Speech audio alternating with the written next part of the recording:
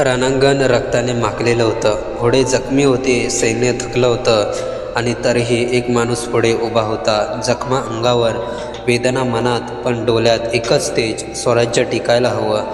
तो माणूस म्हणजे सरसेनापती हंबीरराव मोहिते. हंबीरराव मोहिते हे केवळ तलवार चालवणारे योद्धा नव्हते, ते कर्तव्याचा जिवंत अर्थ होते.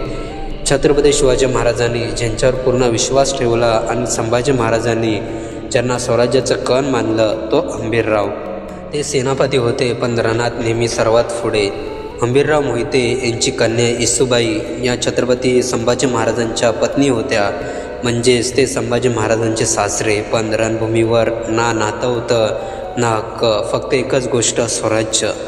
संभाजी महाराजांना जसं मार्गदर्शन केलं तसंच कडकपणे जबाबदारीही लावली. हंबीररावांचा हुशारपणा तलवारीत नव्हता, तो निर्णयात होता. कधी माघार घ्यायचा, कधी थांबायचं, कधी शेवटपर्यंत लढायचं हे ते अचूक ओळखायचे. ते बोलघेवडे नव्हते, पण एक नजर पुरेशी असायची. सैन्य पुन्हा उभं राहायचं. 1687 साल, वाईजवळ मुघलांशी भीषण युद्ध. हंबीरराव गंभीर जखमी झाले. सैन्याने विनंती केली, महाराज मागे व्हा, आम्ही लढतो. पण हंबीरराव म्हणाले, आज जर सेनापती मागे गेला तर उद्या स्वराज्यही मागे जाईल. ते पुन्हा घोड्यावर बसले, जखमावर तलवार चालवली.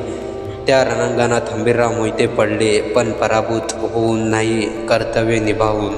त्यांचा मृतदेह पडला, पण स्वराज्य उभं राहिलं. हंबीरराव मोहिते आपल्याला एकच गोष्ट शिकवतात, खरा हुशार माणूस स्वतःचा जीव वाचवत नाही, तो आपल्या मूल्यांना वाचवतो. आजच्या काळात पदासाठी लढणारे खूप आहेत, पण कर्तव्यासाठी जगणारे कमी. हंबीरराव मोहिते आपल्याला शिकवतात, शांत राहा, निष्ठावान राहा आणि वेळ आली तर सगळं पणाला लावा. हंबीरराव मोहिते इतिहासात मोठ्या शब्दात मिरवत नाहीत, पण स्वराज्याच्या मातीमध्ये आजही त्यांचं रक्त बोलतं. स्वतःपेक्षा मोठं काहीतरी असतं आणि त्यासाठी जगायचं असतं.